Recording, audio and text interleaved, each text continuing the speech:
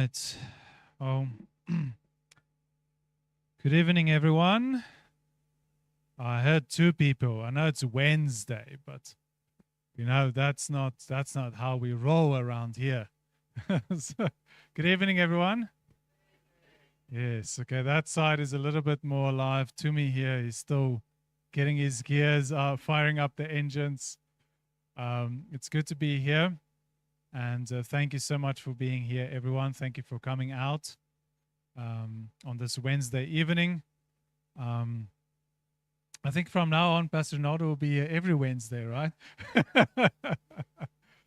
No, it's so awesome to be together. Regardless of the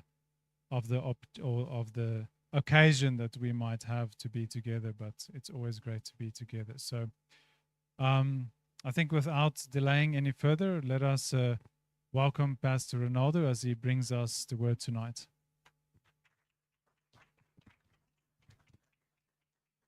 Okay, greetings.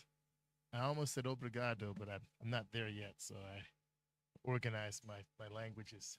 It's great to be here. It's great to be back in the good old RSA. I first came here 25 years ago. I've been coming to South Africa for 25 years. It's amazing, actually. We had a great time in Nomapis earlier today talking about prayer. It's really in my heart.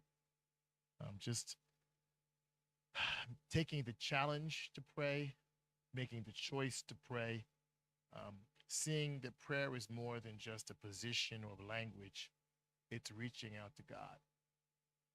And we said in Nomapis that one of the reasons why we don't pray is we don't see ourselves as helpless. Prayer is for helpless people. So we only pray when we feel helpless. So and we said also at Nomapis earlier today that you pray probably more than you think you do. You have defined what prayer is instead of God. So when you're in the right position, saying the right words, you call that prayer. But there's so many other times when you reach out to God, that's also prayer. So you actually pray more than you think you do. Give yourself some mercy. You're a prayer person, but that's something that you cultivate. So we had a great time this afternoon in Nomapis. We may speak a little bit more about that in Mozambique. But today, I want to go to Ephesians chapter 2. I was going to talk about something else, and God changed my thought life, my prayer life, and my thought life today. So Ephesians chapter 2. I'm going to read 3 verses, but I'll kind of speak a little bit about the first 10 verses. This verse in this ministry, you've heard a lot in Greater Grace. In many churches, you probably heard this a lot. For by grace are you saved through faith. And we thank God if that is not by faith, through grace are you saved. For by grace are you saved through faith. That's not of yourself, it is the gift of God. And not of works, lest any man should boast. For we are his workmanship, created in Christ Jesus unto good works, which God hath before ordained that we should walk in them. So, Father, bless these words again. Thank you so much for this church. Thank you so much for this city, for this country. There's so many great Christians in this country, God. They are literally the remnant that keeps this country together. The believers that stand for you with conviction and truth in their heart, the Holy Spirit in their life, the love of God motivating them. So bless, we pray these words in your son's name. Amen. If you read Ephesians chapter 1, in fact, the book of Ephesians, there's a lot of action verbs. A lot of things are happening. Most of the verbs you see in chapter 1 and chapter 2 are past tense. Most of them. Which means that there's a lot of activity happening in the book of Ephesians in the first 2 chapters, and it's already happened. It's already happened. It's past activity. Paul is writing to believers in Ephesus about things that have already happened, the good and the ugly, but it's already happened. And it's no stranger when you get to chapter 2, he begins with action that happened in verse 1 in the past, right? He speaks in verse 1 about the results of his action and the results of our action.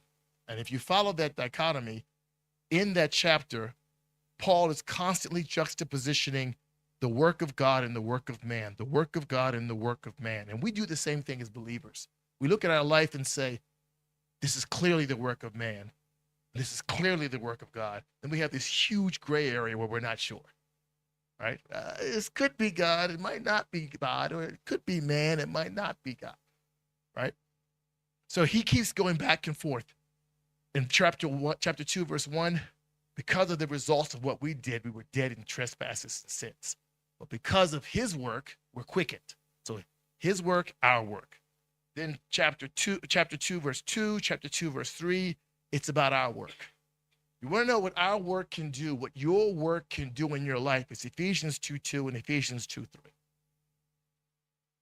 That's the result of our work, which is why when we do works of righteousness in Isaiah 64, 5 and 6, it says filthy rags to God, because it produces Ephesians 2:2 and Ephesians 2:3. Our work. Verse 1 is his work, our work. Verse 2, verse 3, our work, not good work, but our work. But then in verse 4, his work. He's working. Past tense verbs again. Verse 5, our work, his work. Verse 6, his work, his work. Verse 7, results of his work. Verse 8, his work. Verse 9, not our work, because we could do the wrong work. Verse 10, his work. So this is really a lot about working, which is a very familiar word to us. We feel uncomfortable when we don't work. We feel uneasy. That's why we don't receive gifts very well. You know, that's why you're so uneasy when you get a gift and there's no reason for it. You get confused. Somebody didn't work. Somebody had birthday, there's a work. I was born, there was a work. Here's the gift. We got married, here's the gift. So when he says salvation is been produced by a work, but you receive it as a gift, my natural brain can't get around that. I got to do something. Otherwise, I have to justify why I'm getting the gift. It's like I'm stealing. It's in our DNA since Genesis chapter 3, thorns and thistles, we are qualified in life through work, which is why when you meet someone, the first thing they tell you about is their work. Or you don't even wait for them to tell you, you ask, so what do you do? I just met you 10 seconds ago, so what do you do? And then you find some way to put some bunting and frosting on what you do to make it sound amazing. I am the official remover of rubbish from around the area. I'm the organizer of weeds and branches in the back. Yeah, Gus, because then that qualifies me to have a certain authority in the relationship or the conversation only based on what I do. You go for a job interview. They want to talk about every area of your life where you've worked and what that work has done. And then on the value of how you worked or how you value work itself, they hire you. You'll be a good worker. So if you don't work, that's why we have such lack of respect for people that don't work. We feel so insecure when we don't work. So we have to find a way to justify why we're not working. And even that is work. So we're working to explain why we don't work. But make no mistake, we're working. Right? We're working.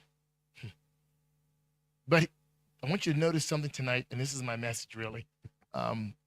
He says in verse 9, because of the evidence of chapter 2, verse 2, and the evidence of chapter 2, verse 3, our work doesn't work. So his work in verse 1, verse 4, especially verse 4 of Ephesians 2, verse 5, verse 6, verse 7, verse 8, his work is the right work for my life. It's life-changing, right? So he says there was work done in your life, but not by you. And if you get confused, let me give you a little history. Whenever you've done work, it hasn't been good. You read verse 2, verse 3? When you did work, here's the result. You want to try again at it? So I want to make it clear to you, your work is not good work. So obviously, more importantly, your work is not righteous work. That's the thing. The whole argument about religion is man trying to work his way to God. That's religion, which is why in the 14th century and the 12th century, we built churches with tall steeples pointing to the skies because we wanted to touch heaven. We had pictures Michelangelo, different painters, they painted pictures of apostles and different men with their finger pointing to the sky. We're trying to touch God. We're trying to reach God. We want to work our way, like Nimrod. I'm going to build an edifice towards God for God's glory. Man reaching to God. But our salvation is not man reaching to God. Because the big fallacy is man doesn't want to reach out to God. In Romans chapter 1, man ignored God. He knew God and chose another way. It was our salvation was that God reached out to us. I didn't find God, God found me. And truth be told, I wasn't looking for him. It wasn't like, you know what? Ma, I don't know. I think today I'm going to find God. I just woke up and decided in my natural carnal mind, I need God. Let me go find him. Where can I think I can find him in church. Now, I know guys say, well, you know, I had this horrible crisis of life and it drew, but let's be honest. You've had crisis of life before you didn't go to God. So if you came to God, John 6 talks about this. How can a man, and also John 12:32, how can a man come to God unless God draw him? It's not within man to seek God. It's not there. The natural mind is anti-God. Your flesh is anti-God. There's nothing attractive in God to the natural man. Because the natural man is his own God. So if I have myself as God, why would I want another God? Right? So my work doesn't work. His work works. And not only does it work, verse 8 is verse 7, actually verse 5, 6, 7, and 8, that's the proof of his work. Verse 2 and verse 3 is the proof of our work.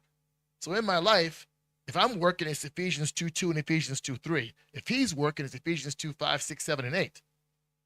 Right? If I'm working, it's destructive. If he's working, I'm delivered. That's my life.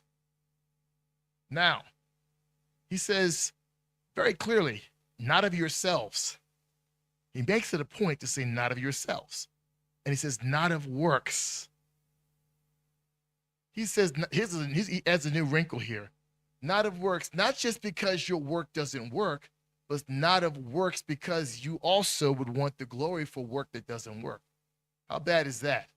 If you see somebody do a bad job and want glory for it anyway, you ran the red light while I tried to slow down. So you did the wrong work, but you want glory. You want credit anyway. Or someone says to you, I'm half right. Rather than you're half wrong, I'm half right. I want credit. Even though I'm wrong, I want credit. Then he says, so it's not of works. He makes a point to say this word twice. In this portion between verse 8 and verse 10, he uses the word works 3 times, actually. But he says, not of works, lest any man boast. He uses the word grace twice. So it's not works, but it's by grace. But then he says in verse 10, a very uncomfortable statement. It's not of works, yet it seems like in verse 10 we should be working. Doesn't that bother you a little bit? Did Paul get confused? Now you just said, my work doesn't work. Ephesians 2:2, Ephesians 2:3. You just said salvation was not my work, Ephesians 2:8. That God's work works, Ephesians 2:5, Ephesians 2:8. So why are you telling me that now I should work? Which one is it, Paul? Should I work? Should I not work? Which one is it? I have a working thought about that. And that's my message tonight. Why does Paul add verse 10 after saying what he says in verses 8 and 9? We together? We good? Sure? All right. It might get a little bumpy. Put your seatbelts on. When you come to church, you see a lot of people doing this. Prepare yourself. My daughter's learning how to drive, and she makes me look for seatbelts in the back seat. I was looking for leg belts at one point. I said, we're not going to make it. We're just not going to make it. She said, Dad, don't be so dramatic. I said, yeah, we almost hit that pole. That wouldn't have been dramatic. That would have been traumatic. That would have been hurtful. But what did he say again? He says, okay, it's not our works. But then he says we should work. But I'm going to give you 2 reasons why he put verse 10 in. The first reason is it's God word. Verse 10 is God word. Paul is re-emphasizing one thing, that God did and does everything. Remember, all the verbs up until this verse are in the past tense, meaning God did something, God did something. Paul is saying, not only did God did it, he's still doing it. In other words, God did what it was required for you to become a Christian, and God does what's required for you to stay a Christian. But God's doing it. This is Godward. That's why he begins to set the verse. He says, we are his workmanship. The poema of God. It's the Greek word poema, where we get the word poem from. It speaks about a crafted masterpiece. Not like an unpolished diamond, but it speaks about like something that's worked at, and the beauty is brought out of it. Okay? So when God says you're God's poema, it literally means that God is drawing the beauty out of you. That there's nothing beautiful in you except for what God sees as beautiful, and he draws that out of you. Which means you may not see yourself as beautiful, but God does, because he draws that out of you. The word there speaks of a value that's intrinsic, which means not everybody's going to find you beautiful. I'm sorry. No matter how much makeup you add, ladies, no matter how you do your hair, guys, haircuts, you may not be beautiful to some people. Sorry to say. You might gym 4 times a month or 4 times a day, but you might not be beautiful. But the beauty that God here is divinely ascribed to you. It says in Ecclesiastes chapter 3, verse 11, he makes everything beautiful in his time. No, it's Song of Solomon 2:26-24. He makes everything beautiful in his time. That's the beautiful thing about Romans 8:28, that God works things together for good. It's God doing the working. You're doing nothing in Romans 8:28. You are being worked on. It's the pieces of your life that are being worked together. You're just a witness to the workmanship of God. In the spirit, you're actually able to be beside God, watching him work in your life and being the object of his work as he works in your life. You're in both seats. You're in the sit beside him going, how's God going to work that together? At the same time, you're the one he's working on. You're the workmanship of God. And it's beautiful because he says it's beautiful. And by the way, back in Romans 8:28, that verb sunergo, I love that verb. If we get our word together, sun, S-U-N, it's a Greek prefix, and the word echo, or ergo rather, which means to work. So work together, work is what it really means, or work together. And what is he working together? We often think God's going to take the bad things and make them good. That's not the way the verb actually applies.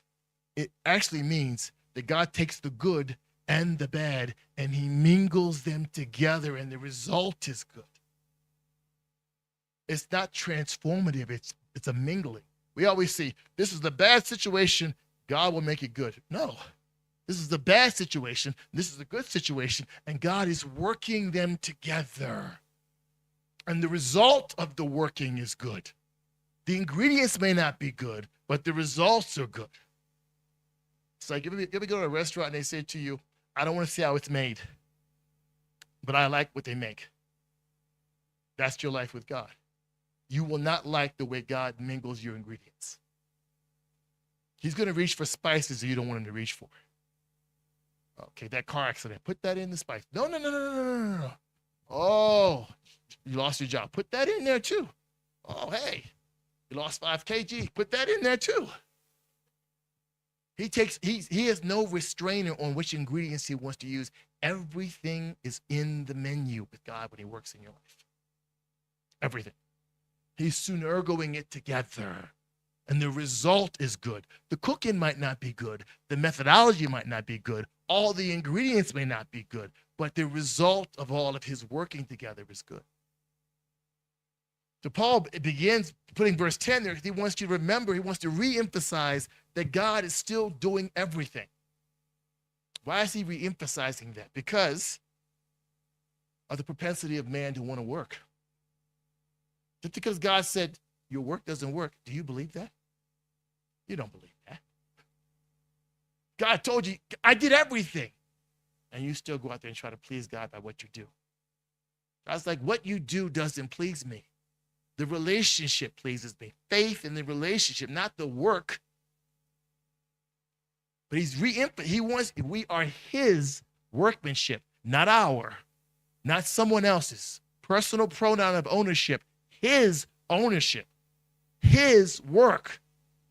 We are being worked on. He's the panel beater, we're the car.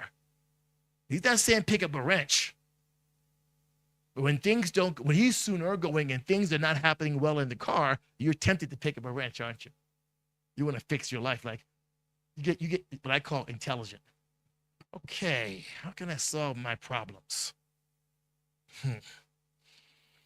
A plus B divided by 7, multiply 6, carry the 6, bring over the 4.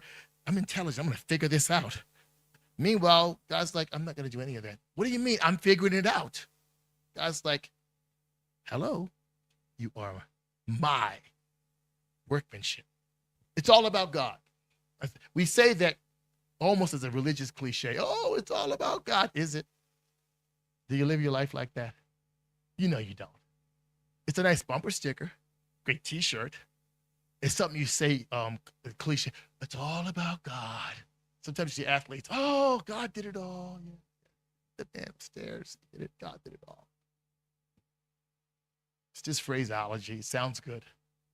But what matters to me is how I live my life. Do I live my life that God is doing it?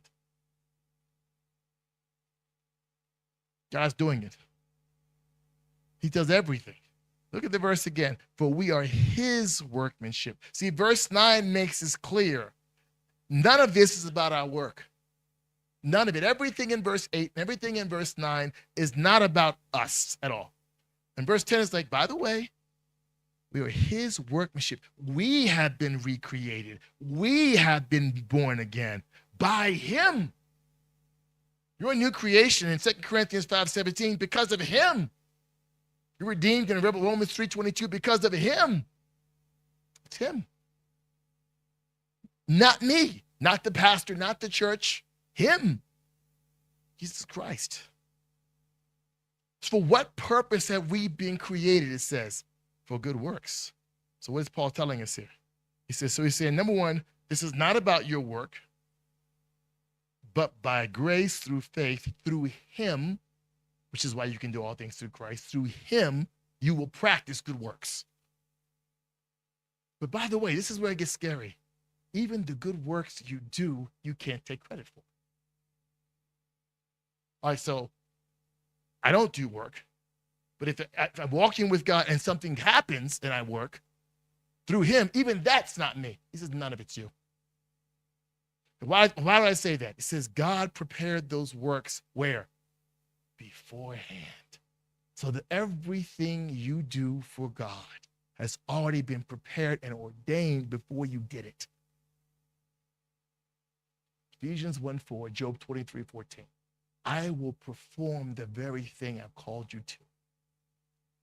So he planned them so that you would walk in them. This is the big sentence.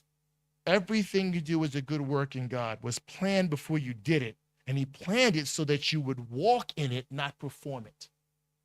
You would participate in it, not perform it. If you performed it, then you could boast. But the fact that you didn't perform it, you just participate. It's like independence. When South Africa became a nation, every citizen born didn't perform independence, but they walk in it. It happened before they were born. But they're walking it, they're participating in it, they're living in it, but did they do it? They didn't.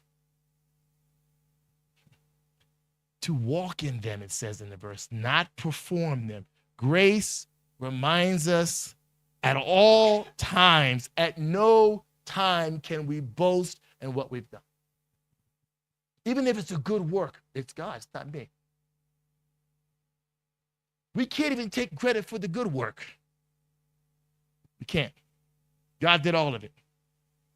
He did all the work, and we participate in it. So, salvation in verse 8, and verse 4, verse 6, 7, and 8, God did all the work, correct? What are we doing in verse 6? Nothing. What are we doing in verse 7? Nothing. What are we doing in verse 5, Ephesians 2? Nothing. What are we doing in verse 4? Nothing. And everything we did wrong in verse 2 and 3 amounted to nothing. Verse 8, what did we really do? Nothing. So obviously, verse 9 is not of your works. Nothing. Nothing. God did all the work that was necessary for a believer or a human being to have a relationship with God through faith by Jesus Christ. Because of what Christ did on the cross, every human being by faith has the opportunity to participate. There it is again. To walk in a work that was already done on their behalf. Not perform it, but participate in it. You know why faith pleases God in Hebrews 11:6? Because it is the key to participation in spiritual things. By faith, I'm spirit-filled. By faith, I can forgive my brother. By faith, I can pray for my enemies. By faith, how can I do these things? I can't work those works. It's not within me to forgive you. It's not within me to love you. I love me. I don't love you. So how can I love you? How can I perform that work? I can't. And God's not asking me to. He's asking me to participate in what he's already done. We call that in this ministry the finished work. We say it's finished because he did everything necessary so that we could participate. Right? It's like you ever go to a friend's house, they have a meal, and can I bring something? Nothing. Can we bring drink? Nothing. Bread, flowers? Nothing. My wife can't stand that, by the way. We go to somebody's house, she's like, we got to bring something. They said bring nothing. It doesn't matter. I just can't do it. You got to bring flowers, something. I said, it's grace. It literally means if it's a finished work. The meal's cooked, the table's set. We just participated in the work that was done. We're not doing anything. And the natural man feels weird with that. I mean, you're like, so I can't do anything? I got the whole bill for the menu. Really? Let me pay the tip. Huh?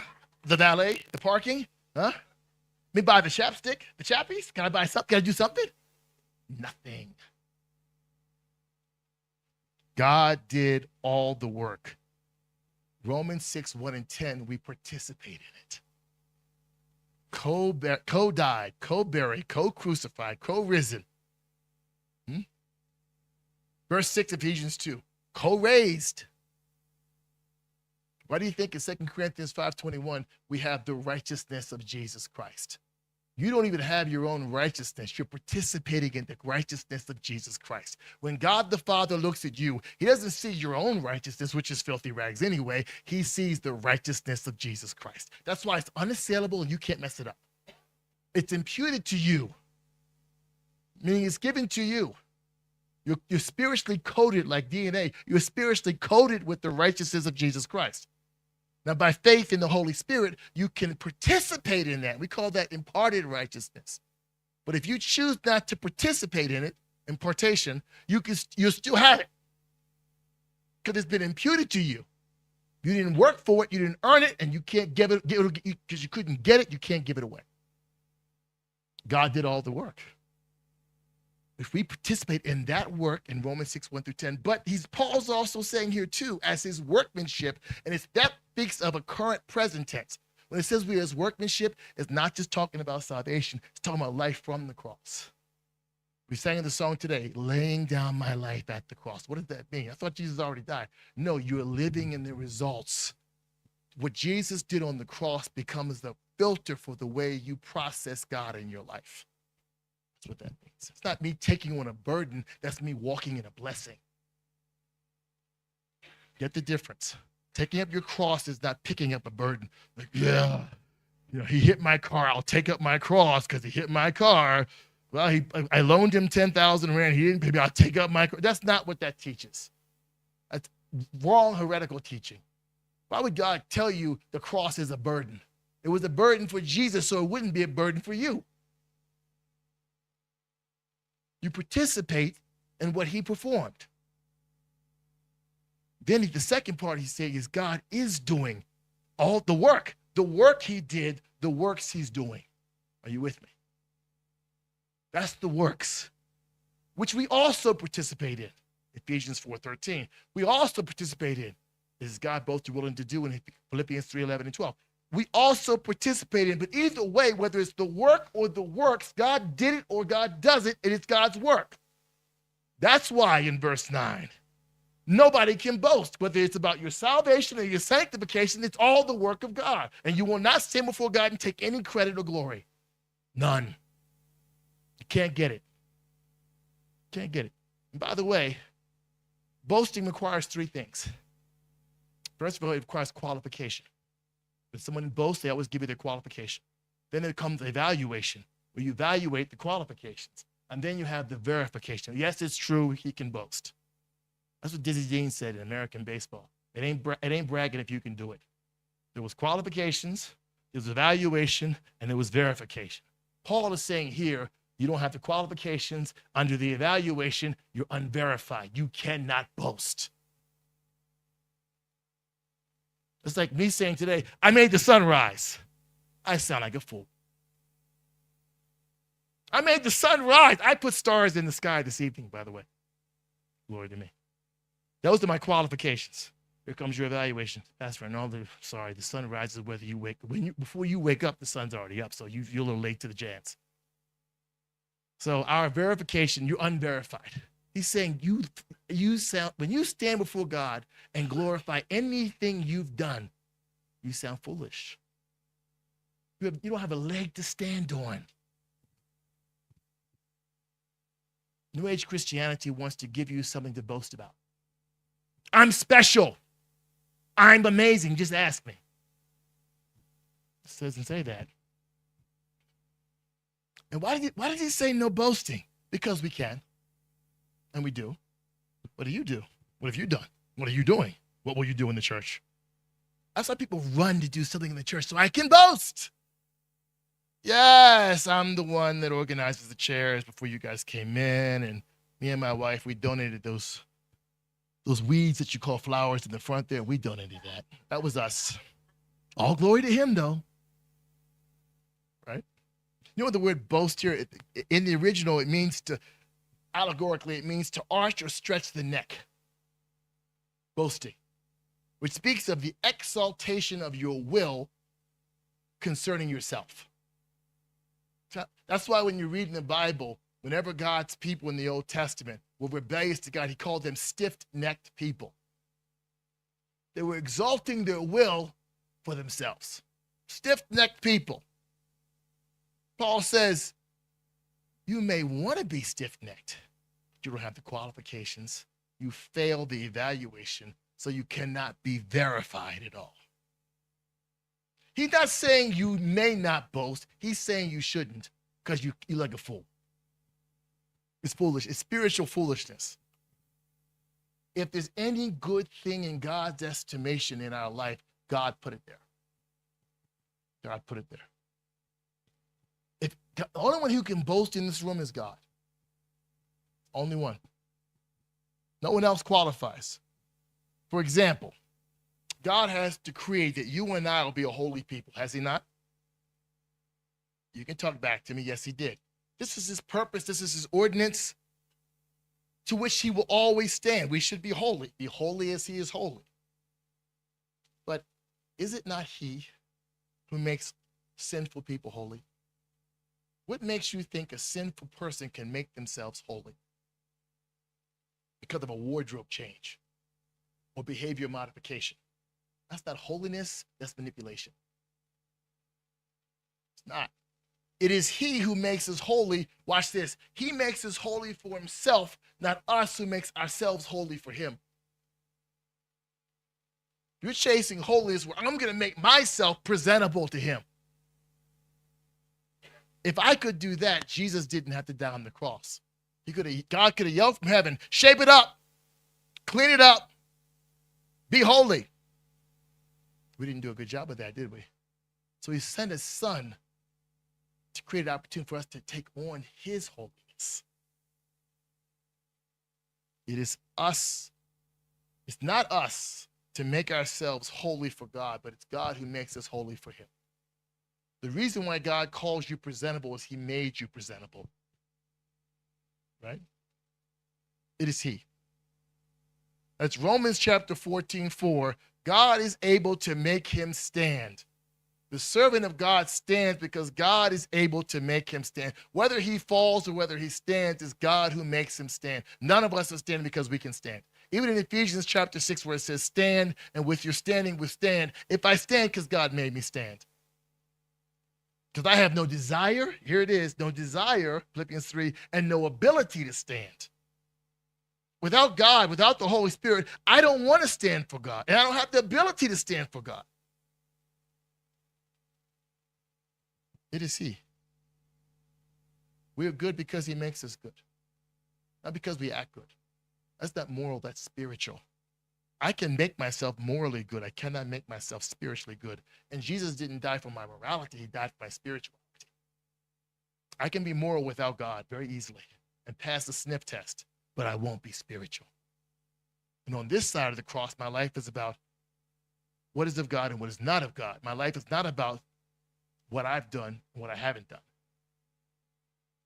It is he who makes a sinful people holy. It is he. It is he who makes a disobedient people obedient to the faith. I don't have the strength or the will or the ability to make myself obedient to God. It is he. In Luke chapter 5, verse 10, it takes Peter, the hamartolo sinner. Peter said, I sin as a habit, I sin as a practice, and I sin because I like it. That's what that means in Luke 5:10 when he says, get away from me, I'm a sinful man, I'm a harmful. It means those three things. He's not even hiding it. I like his transparency. I like it. It's what I do. And if he's sinful like that, I can bet you he built that fishing boat, that fishing business cheating.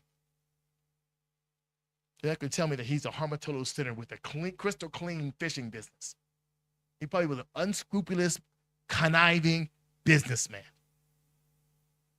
Probably sabotaging the other guy's ship, stealing nets, putting rocks in fish's mouths to get heavier weight for the fish. He's cutting every corner he can think of. I'm going to maximize my shekels. You got 100 shekels. I got 300. He cheated, and he's good at it. That's what he said. I'm a professional sinner. Get away from me. I'm so sinful. Jesus, you can't even be near me. Get away from me. I'm filthy.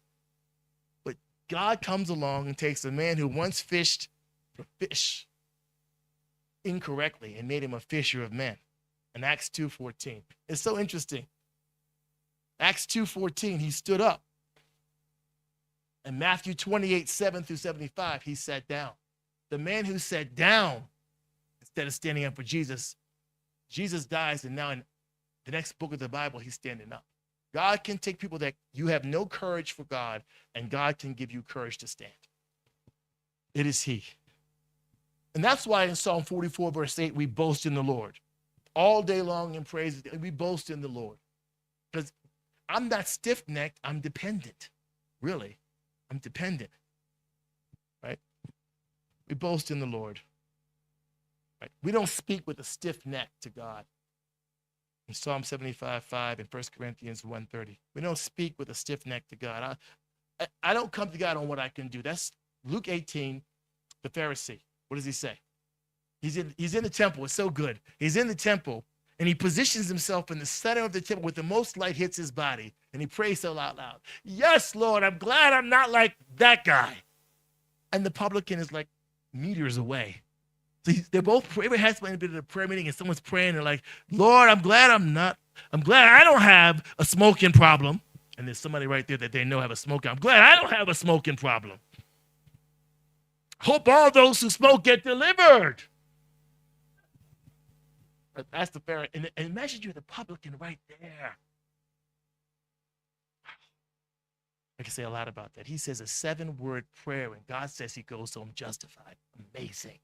7. No long speeches. The publican just drops 7 words, and God says that man went home justified. It's amazing. We don't pray or speak to God with a stiff neck. No. We boast in the Lord. I am not going to get to the other cause, but I'm going to stay with this one, and that will be the message tonight. We won't get to the other. But I want to think about this workmanship. God is our workmanship another way. How many of you know who Johnny Erickson Tada is? Raise your hand.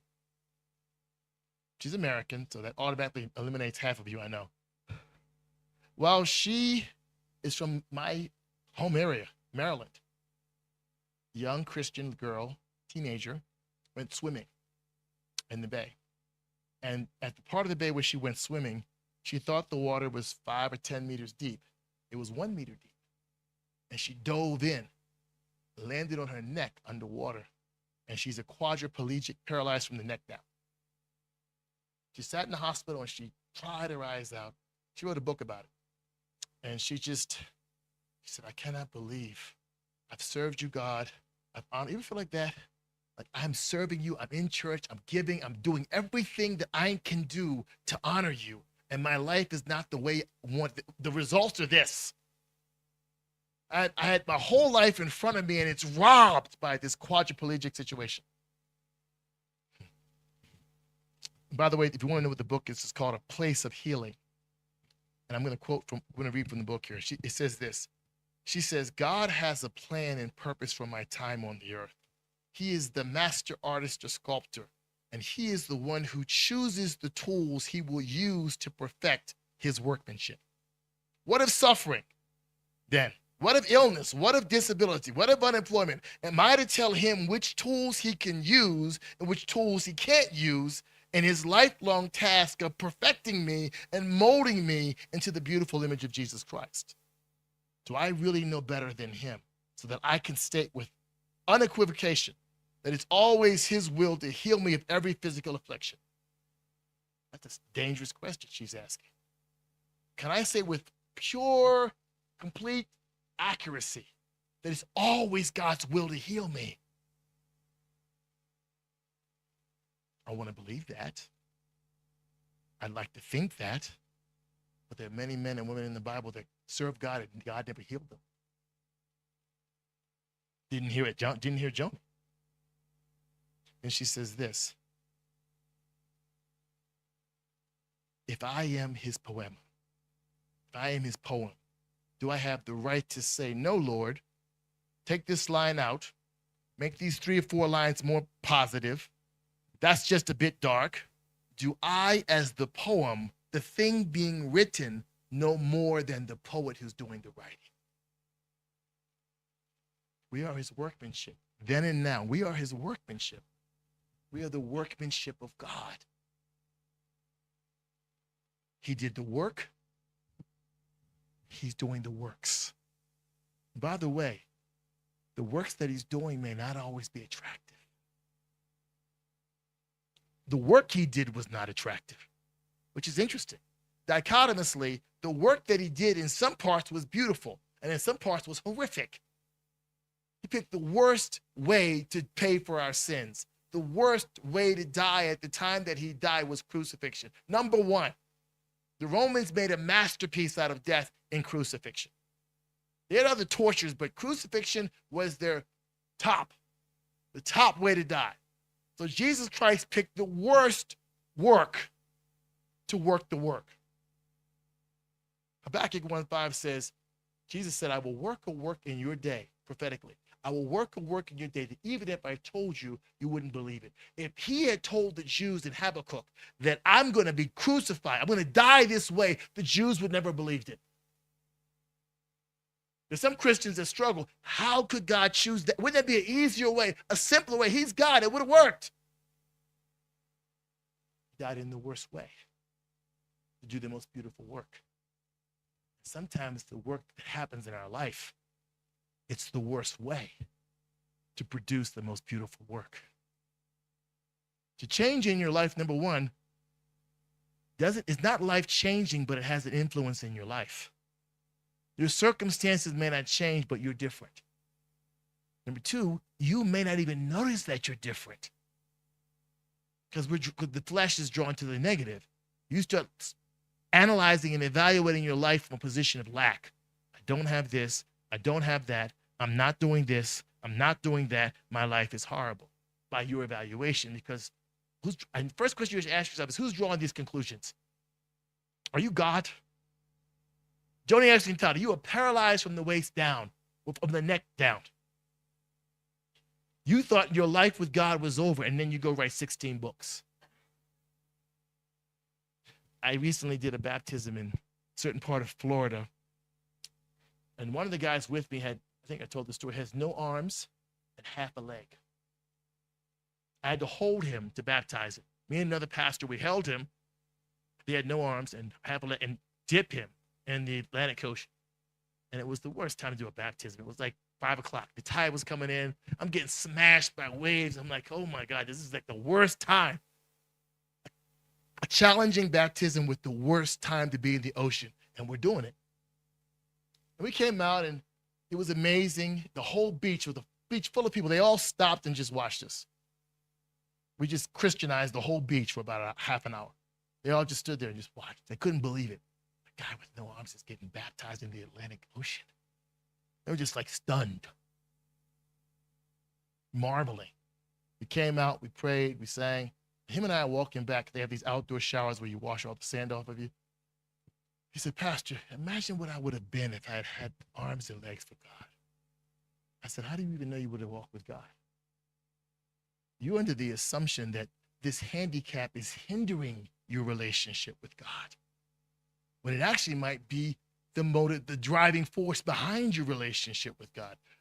Are you in this room tonight thinking that bad things that happen in your life are hindering your life with God? They may be actually propelling you into your life with God. The bad business, the bad job, the bad marriage, the bad kids, the bad economy, all these things, they're not hindrances to your work with God. They might be hindrances to your expectation. They might be hindrances to your wish list, but are they hindrances to your walk with God? Are they? Is God good? Does God desire the best for you? And if he's allowing these things to happen, it's to bring out the best in you. What do we say about poema? It's the beauty that's drawn out by the one that calls it beautiful. The poem doesn't see itself as beautiful. The poet sees the poem as beautiful. Your evaluation of your life is not beautiful. Like, what is God doing? It feels like I got saved and things got worse. I became a Christian and things got bad. Not good. This is not the way the story is. What a Hollywood ending. I choose God, blah, blah, blah, blessing. I choose God, blah, blah, blah, catastrophe. Blah, blah, blah, horrible. Blah, blah, blah, just miserable. It's not a Hollywood script. It's your life.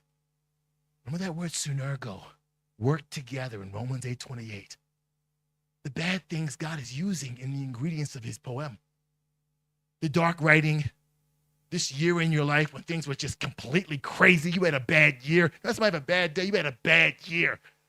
Oh God, this is a throwaway year. I want to go from 38 to 40. I don't want to talk about 39. 39, erase, remove, cross out, blot out. 39 was horrific. Can we jump to 42, 43?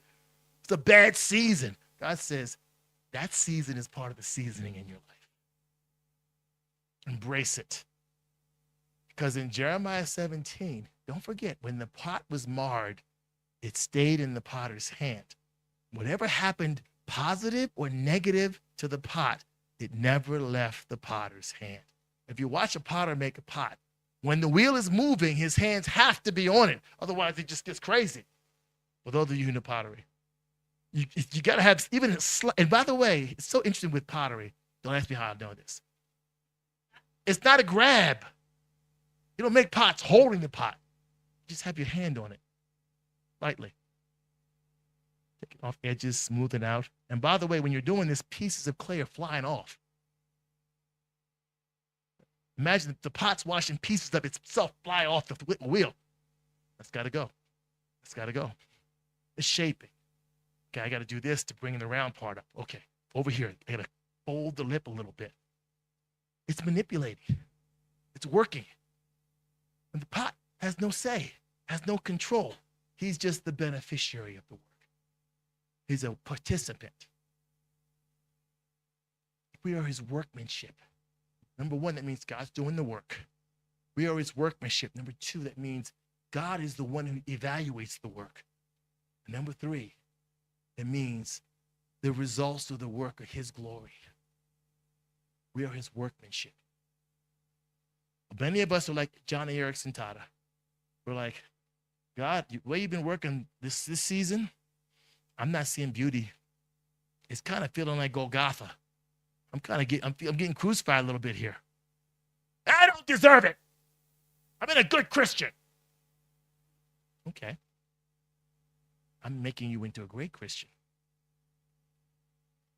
Right? No sweat, no sweet. It's not all strawberries and ice cream. The work I did of salvation was ugly. The results were beautiful. The work I'm doing in sanctification in your life can look ugly sometimes. Scary ugly. Like, what are you doing? The man in one of our churches, his wife died, his brother died, and his mother died in 6 months. He just sat in my arms and just said, what is God doing? What is he doing? He is burning down my life. What is he doing? He makes everything beautiful in his time. Be careful that you're not evaluating your life by a few pages. Your life is more than a few pages. It's a whole book. It says in 2 Corinthians 3:2, we are a living epistle. Whole book. Not just a few pages. Right? Maybe you're having a bad year. Maybe you're going through some things. There are people in this room who have no idea what you're going through. God does. God does. He knows. He cares. He's not done. He worked. He's working. We are his poem. Who am I to tell him which ingredients to put in the soup? Who am I to tell him how to write my poem? Who am I to judge God for the way he's working in my life? Hezekiah did that. He judged God. Moses did that. He judged God. Jacob did that. Job severely judged God. I love Job. In chapter 37 through, I want to say 41, Job has been judging God for chapters. And then in those 2 chapters, near the end of Job, God asks Job 78 questions. Oh, you want to judge me? Where were you when I made the sun to rise? Where were you when I made calves to give birth? Where were you when I hung the stars in place? Where were you for all of that? How can you judge me? Are you the pot or the potter? And we can be real. We can have real evaluations and say, I don't like this God. It's okay to be honest with God. The one person you can be completely transparent with is God. And I would argue the only person you can be 100% transparent with is God, because he has the capacity for it. I'm not saying you wouldn't want to be transparent with someone, but you don't know their capacity.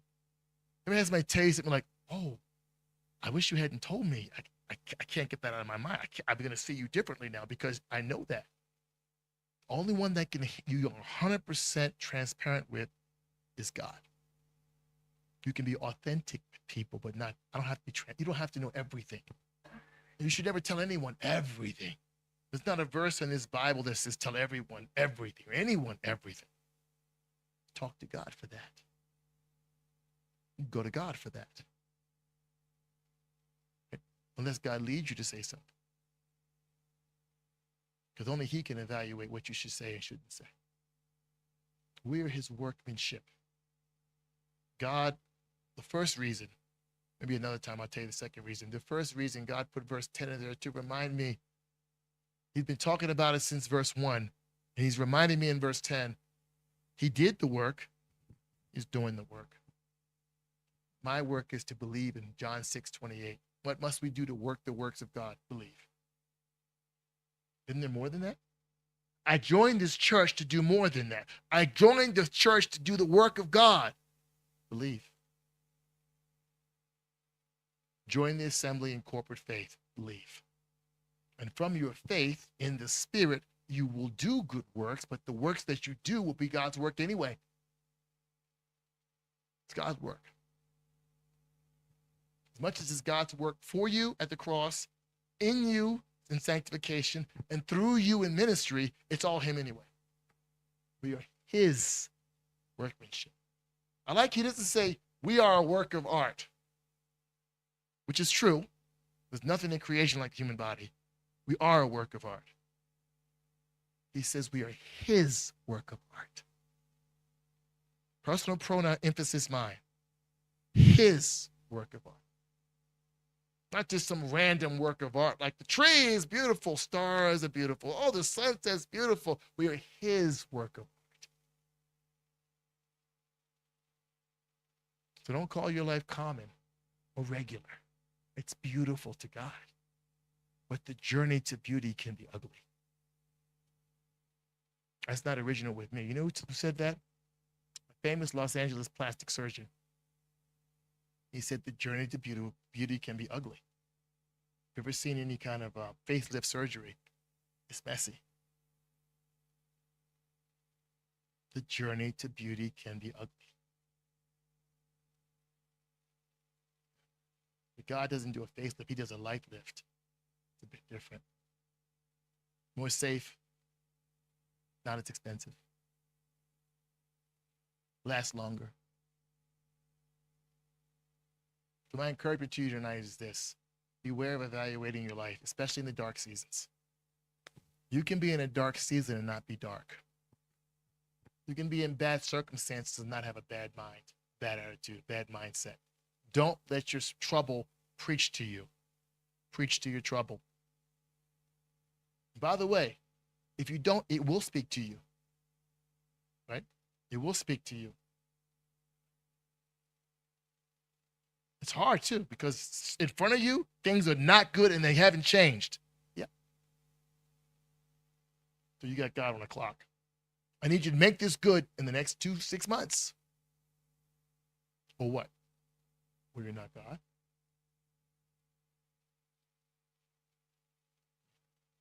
Maybe in the leanness, there's a lesson for us. Maybe God's trying to teach me something. God's working in my life, and he's using circumstances to do it.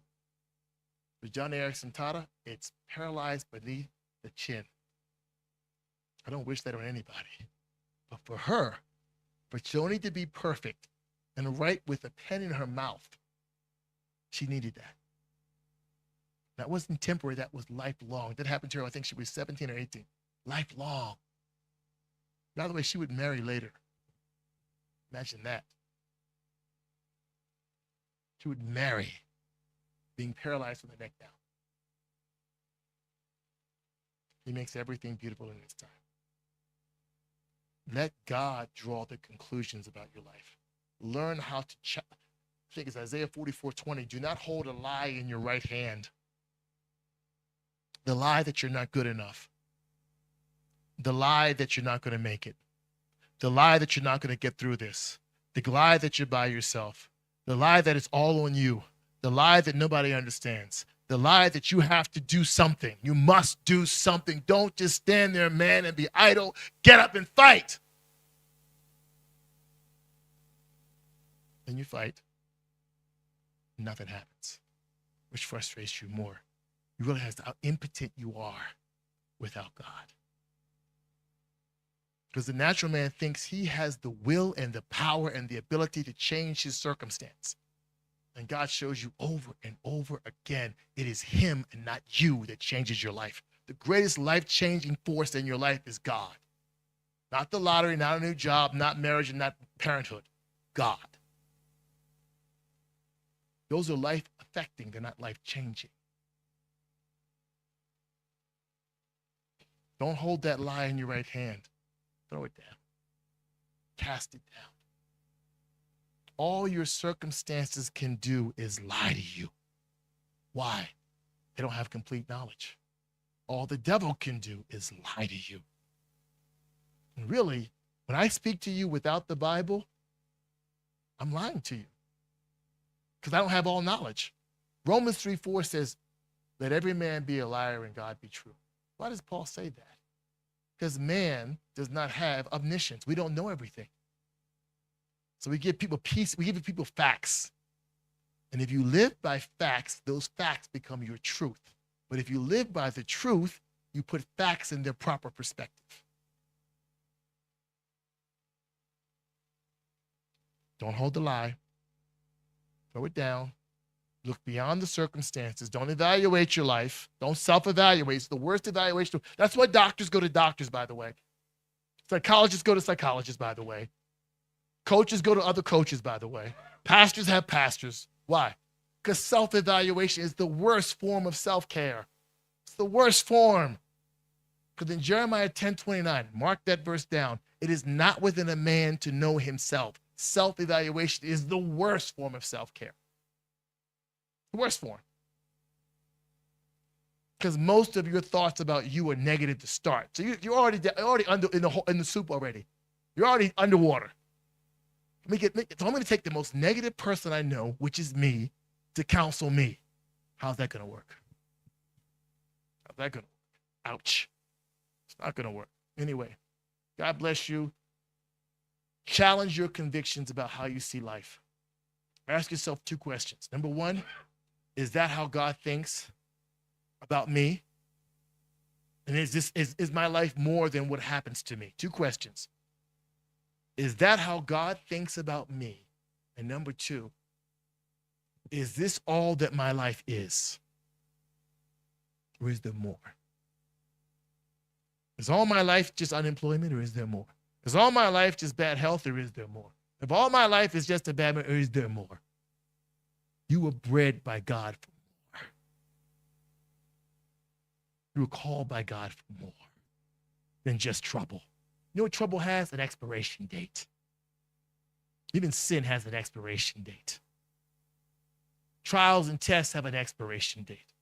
You might get a bunch at the same time, and bang, bang, bang, bang, bang, but they have a start and they have a finish. But your life with God is endless. Have the right perspective and you'll have the right mindset.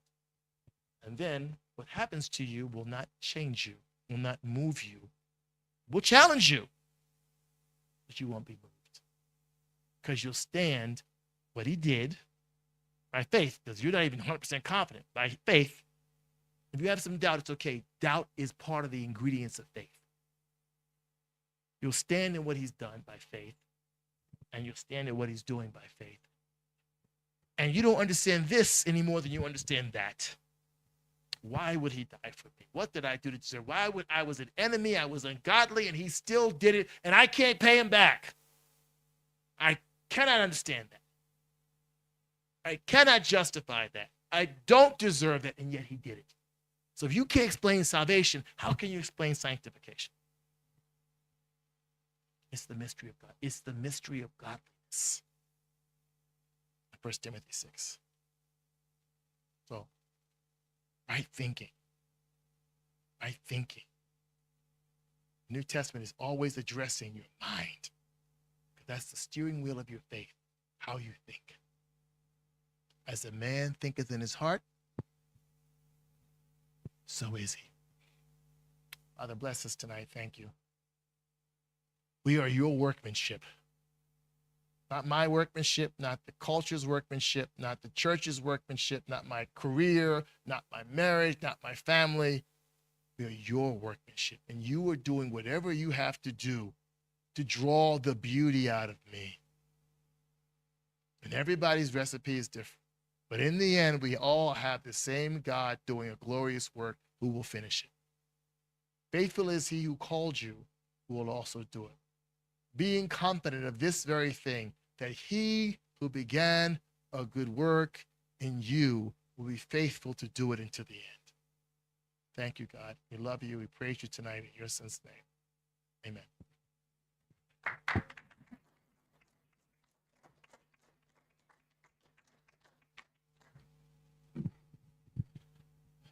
All right. Okay, thank you so much, Pastor Ronaldo. Let's give him another round of applause. Thank you for the words, yes, around the world. Thank you, everybody, for being here tonight. Thank you for your concentration and for listening and for joining us. We won't close with a song tonight, but we are done. You're welcome to chat a little bit, fellowship if you want to. You're welcome to sleep here also if you want to tonight. I won't be here, but you can stay if you want to. No, God bless you. Have a wonderful evening. Please let's continue to pray for everyone that will be traveling to Mozambique and those that will be there, and for the conference as well.